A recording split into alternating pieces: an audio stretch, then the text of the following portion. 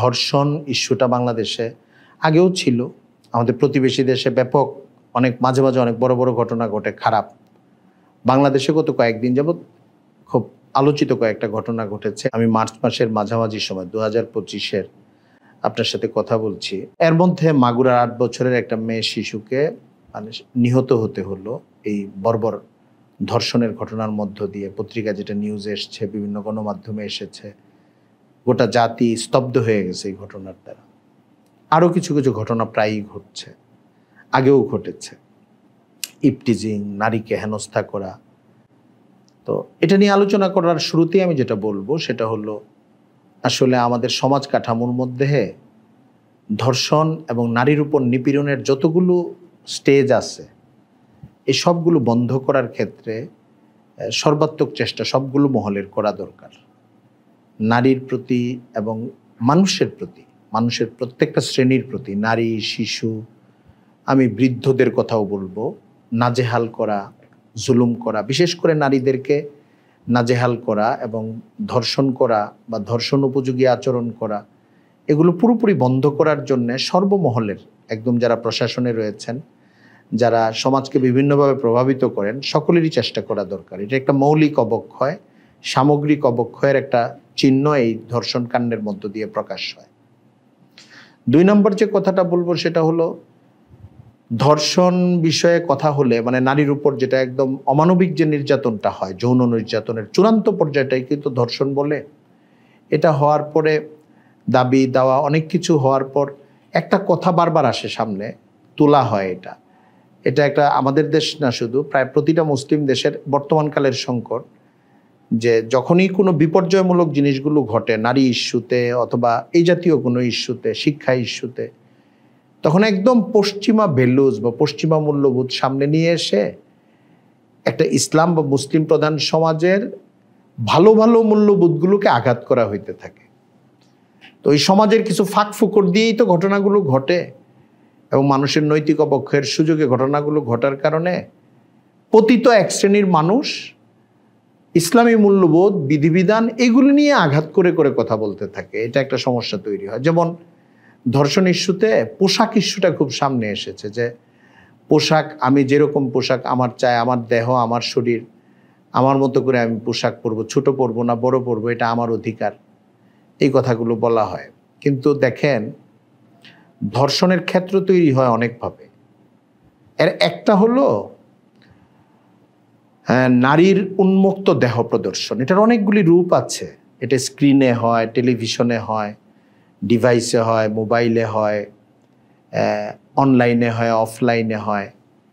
সংক্ষিপ্ত পোশাক আঘাত করার জন্য বলছি না, নারীর যে পোশাক পরা বা না পরার কারণে পুরুষ অথবা কামুক পুরুষরা উত্তেজনা অনুভব করে, জটিলতা অনুভব করে এবং পরবর্তীতে সে যার তার উপর যায় ঝাঁপিয়ে পড়তে থাকে এবং জুলুমের একটা পথ বেছে নেয়। তো যে জুলুম করে তার জুলুমের বিচার তো করতেই হবে। প্রতিবার ধর্ষণের প্রত্যেকটা ঘটনার ক্ষেত্রে বা প্রত্যেকটা স্টেপ বা পদক্ষেপের ক্ষেত্রে আমাদের বক্তব্য হলো যে প্রতিটা পুরুষ যে এই কাজটা করতে যাবে তাকে সব কিছু থেকে আলাদা করে জালেম মনে করে তাকে তার জুলুমের শাস্তি দিতে হবে। এই কথাটা বলেও আমরা এই কথাটা বলবো যে ধর্ষণ উপযোগী যে পরিবেশ তৈরি করা, এই পরিবেশ তৈরির ক্ষেত্রে পোশাক পরা বা না পরা বা কম পোশাক পরা বা না পরা, এটা একটা বড় ঘটনা। এটাকে ছোট করার চেষ্টাটা করা ঠিক না। যেরকম আমি গত কয়েকদিন আগে দেখেন সরকারের খুব ঊর্ধ্বতন একজন কর্মকর্তা, একজন উপদেষ্টা আর কি, উনি বলছেন যে বাংলাদেশে অশ্লীল যেসব সাইট আছে, খুব মারাত্মক চূড়ান্ত অশ্লীল, এগুলো বন্ধ করে দেবেন। এই ধর্ষণ ঘটনার পরেই বলছেন উনি। তা আমি এটা বোঝার চেষ্টা করেছি, এটা কেন বন্ধ করবেন? এটা বন্ধ করবেন এই জন্যে যে এইসব সাইট থেকে অনেকে অনুপ্রাণিত হয় বা উস্কানি অনুভব করে এবং তাদের নৈতিক অবক্ষয় ঘটে, পরে ধর্ষণের ক্ষেত্রগুলো তৈরি হয়। তো সেখান থেকে আমার কাছে যেটা মনে হয়েছে সেটা হলো, তাহলে তো তারা এটা মেনে নিলেন এবং এটা সবাই মেনে নিলেন, এই জায়গাটায় অন্যরাও দ্বিমত করেন না যে এই জিনিসগুলি বন্ধ করা দরকার। তার মানে কি? মানে হচ্ছে চূড়ান্ত অশ্লীলতা বা অশ্লীল পোশাক বা নগ্ন পোশাক বা প্রায় নগ্ন পোশাক, এটা লজ্জাশীলতা ভাঙতে থাকে এবং মানুষের ভেতরে হিংস্রতা বৃদ্ধি করতে থাকে, যারা কিছুটা হিংস্র হয়ে আছে, এবং পরে নারীর উপর হিংস্র অত্যাচার আক্রমণের ক্ষেত্রগুলোকে আরও অগ্রসর করার চেষ্টা করে বা অগ্রসর করে তোলে। এই জন্যেই তো এই ধরনের বাজে সাইটগুলো বন্ধ করার প্রসঙ্গ আসছে। তো এই বাস্তবতাটা যদি আমরা বুঝি অফলাইন অনলাইন সবগুলো ক্ষেত্রে, তাহলে আমরা বুঝবো যে পোশাকের একটা ভূমিকা আছে। কিন্তু এই কথার অর্থ এই না যে সংক্ষিপ্ত পোশাক বা অল্প পোশাক কেউ পরে রাস্তায় নামলেই ধর্ষকের ধর্ষণ করার অধিকার দাঁড়িয়ে যায়, সেটা না। ধর্ষক অলওয়েজ সর্বাবস্থাতেই অপরাধী এবং তার শাস্তি হওয়া উচিত। কিন্তু ধর্ষণের ক্ষেত্র তৈরির ক্ষেত্রে যে কয়েকটা জিনিস ভূমিকা রাখে, এর মধ্যে অফলাইন অনলাইন মুভি মিডিয়া বিনোদন এবং সাধারণ জীবনযাত্রার ক্ষেত্রে সংক্ষিপ্ত পোশাক অথবা পোশাকহীনতা একটা অনেক বড় ভূমিকা রাখে। লজ্জাহীনতা এবং আবরণহীনতা একটা বড় ভূমিকা রাখে মানুষকে হিংস্র করে তোলার ক্ষেত্রে এবং এইসব ঘটনা বাড়ানোর ক্ষেত্রে। এই জায়গাটা বন্ধ করা দরকার এবং এই বাস্তবতা জিনিসটা বোঝা দরকার। 2 নম্বর আরেকটা দিক দেখেন, অনেকে পশ্চিমা ভ্যালুজের কথা বলে এই কথাগুলো বলে যে আমার পোশাক আমি আমার মতো করে পরবো, যেমন ইচ্ছা তেমন পরবো। অনেকে বলতে নারীরা আর কি, নারীদেরকে এগিয়ে দেয় একটা মহল এবং নারীদেরকেও এই কথাগুলো বলতে থাকে। দেখেন, পৃথিবীতে কেউ আসলে এইভাবে চলতে পারে না, কোনো নারীরাই, কোনো দেশেই না। একদম তথাকথিত সবচেয়ে খোলামেলা দেশ যেগুলো, সেই সব দেশেও একদম ওপেন রাস্তাঘাটে চরম নগ্ন হয়ে চলার সুযোগ নাই। ওখানেও একটা বিধিনিষেধ আছে। সেখানকার রাস্তাঘাটে প্রকাশ্যে অতি সংক্ষিপ্ত পোশাক পরা বা পোশাকহীন অবস্থায় চলাফেরা করা, এটার সুযোগ নাই। এর মানে হচ্ছে আমার দেহ আমার শরীর হলেও আসলে সিদ্ধান্ত আমার না। পোশাকের ক্ষেত্রে আমাকে রাষ্ট্রীয় আইন মানতে হয়, আমাকে সমাজ এবং পরিবেশ ঘটিত নারী পুরুষের সম্পর্ক যার যে পরিস্থিতি থাকে এটাকে মেপে চলতে হয়। আধুনিক সমাজগুলিতেও চলতে হয়।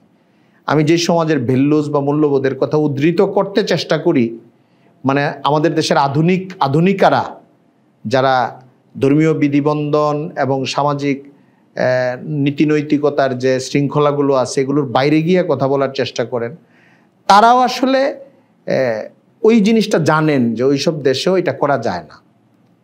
তার মানে কি? তার মানে হলো ওখানেও পোশাকের একটা ন্যূনতম শৃঙ্খলা মেনটেন করতে হয়।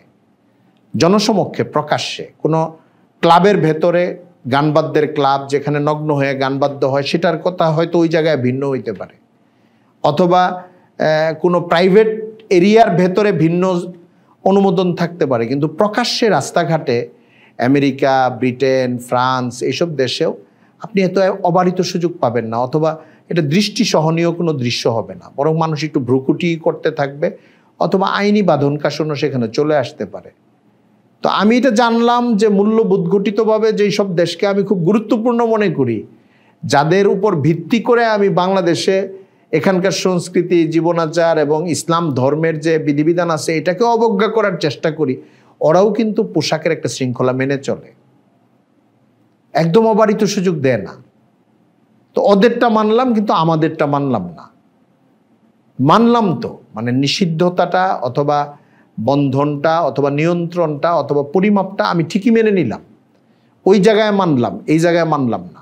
আমি বরং বলবো মুসলিম প্রধান দেশে, এই দেশের জন্য শালীনতার উপযোগী যদি 100 ভাগ পর্দা এবং হেজাব ব্যবহার করতে পারে আমাদের বোনরা, আমাদের স্ত্রীরা, আমাদের নারী সদস্যরা, তাহলে সেটা অনেক ভালো মুসলিম যারা। আর কেউ যদি এটা না পারেন, তার অন্য কোনো অপারগতা থাকে, বুঝের অপারগতা, অভ্যাসের অপারগতা, অন্য ধর্মের মানুষ, অন্তত শালীন পোশাক পরা, পর্দা না করলেও শালীন পোশাক এতটুকু পরা, যেটা বাংলাদেশে স্বাভাবিকভাবে পরে মানুষ। কিন্তু পোশাকের ক্ষেত্রে এত বিশৃঙ্খল হওয়া, জীবনযাত্রার ক্ষেত্রে, পোশাকের ক্ষেত্রে, কথাবার্তার ক্ষেত্রে এত বিশৃঙ্খল হওয়া, এত উগ্র হওয়া যে তরুণদের মধ্যে বা বিভিন্ন শ্রেণী পেশার যুবক, তরুণ, বিপদগামী তরুণদের মধ্যে এক ধরনের বাড়তি ক্ষিপ্রতা, হিংস্রতা তৈরি না করে এটা খেয়াল করা দরকার। আর 3 নম্বর যে কথাটা, সেটা হলো অনেকে আছে, অনেককে পর্দার কথা বলার চেষ্টা করে যে পর্দা করেন রাস্তাঘাটে। এটা নিয়ে কিছু ঘটনা বাংলাদেশে ঘটেছে গত কিছুদিন আগে। আমি এটাকে খুব উপযোগী মনে করি না। যারা তৈরি না, পর্দার জন্যে, মন মানসিকভাবেও এক ধরনের বিদ্রোহ লালন করে অথবা ভিন্ন দৃষ্টিভঙ্গি লালন করে, রাস্তাঘাটে যে কেউ তাকে গিয়ে বলতে থাকবে আপনি পর্দা করেন না কেন, আপনি পর্দা করবেন কালকে থেকে। এটা প্রচণ্ড অপমান বোধ করার কথা, এটা আমার সেন্স বলে। এটা ভদ্রভাবে পর্দা করবে এটার জন্য বলাও হয় না আসলে।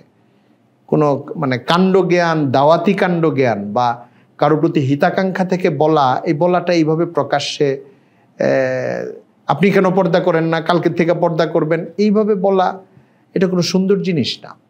যদি আইন হয়ে যায় দেশে তাহলে এক জিনিস, তখন আইনের বাহকরা বলবে, তারা তাদের দায়িত্ব পালন করবে। কিন্তু স্বাভাবিকভাবে সামাজিক জীবনে মানুষ তো একজনকে একটা প্রশ্ন করতে অনুমতি নিতে হয়, যে আমি কি আপনাকে একটা কথা জিজ্ঞেস করতে পারি, আমি কি আসবো, আমি কি একটু কথা বলতে পারি, আমি কি আপনার এই জিনিসটা ধরতে পারি।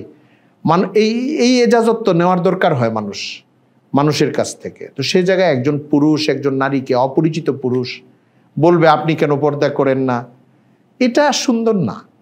যেরকম তাদের ওই অংশটাও সুন্দর না, যে আমার দেহ আমার শরীর, আমি পোশাক আমার মতো করে পরবো, যেরকম ইচ্ছে সেরকম পরবো। এই কথাটা লজিক্যালও না, এটা তারা আসলে মানতে পারেনও না, কিন্তু এটা বলে পরিস্থিতিটাকে গরম করেন। এবং পোশাক বিষয়ে একটা শৃঙ্খলা যে আমাদের মানা উচিত, এই জিনিসটাকে উড়িয়ে দেওয়ার চেষ্টা করেন খুব মুষ্টিমেয় একটা শ্রেণী। এটাও সুন্দর না, আর এই অংশটাও সুন্দর না। আমি এটাকে উৎসাহিত করি না, বরং এটাকে আমি অপছন্দ করি। এটা উচিত না। মেয়েদেরকে অনেক মমতার সঙ্গে যদি কেউ সামনাসামনি বুঝাইতে চায়, তার ওই স্টেজ থাকতে হবে, সম্পর্কের ওই জায়গা থাকতে হবে, ওই অবস্থান থাকতে হবে, তাকে বলা। না হলে তার গার্জিয়ানদেরকে বলা, অথবা তাকে এমনভাবে অ্যাড্রেস করা যে অ্যাড্রেসটা করার কারণে সে আক্রান্ত বোধ করে না, অপমানিত বোধ করে না, বরং সে মনে করে আমাকে একটা সুন্দর পরামর্শ দেওয়া হয়েছে, আমি চাইলে মানবো অথবা চাইলে মানবো না। এরকম পরামর্শটা হিতাকাঙ্ক্ষার সঙ্গে দেওয়া হয়েছে, এটা সে মনে করতে পারে, এমন সমস্ত পন্থা গ্রহণ করে তাকে কথাটা বলা।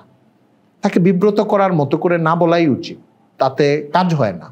আমি আবার আগের জায়গায় যাই, যা পোশাকের ক্ষেত্রে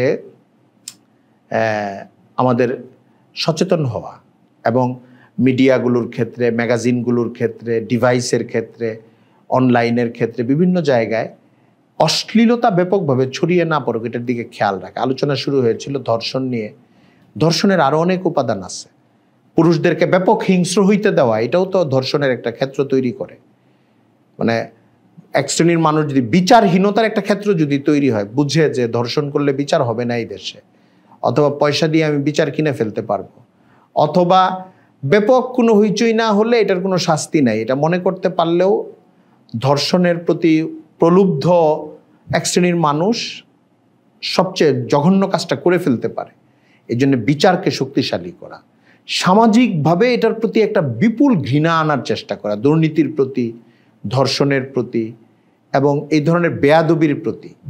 সমাজ শৃঙ্খলা, ধর্মকে যেসব বেয়াদবি নষ্ট করে দিতে চায়, এগুলির প্রতি সামাজিকভাবে মূল্যবোধ তৈরি করা।